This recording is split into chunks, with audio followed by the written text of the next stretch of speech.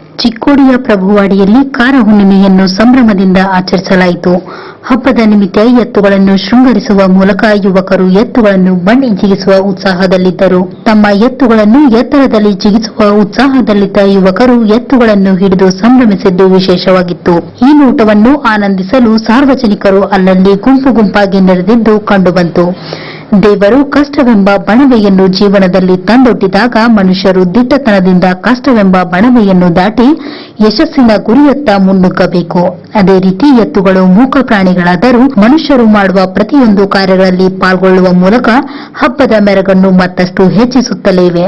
ಪಾರಂಪರಿಕವಾಗಿ ಬಂದಿರುವ ಈ ಕಾರ ಹುಣ್ಣಿಮೆಯ ಹಬ್ಬದ ಆಚರಣೆ ನೋಡುಗರ ಮೈನವಿರೇಳಿಸುವುದಂತೂ ನಿಜ.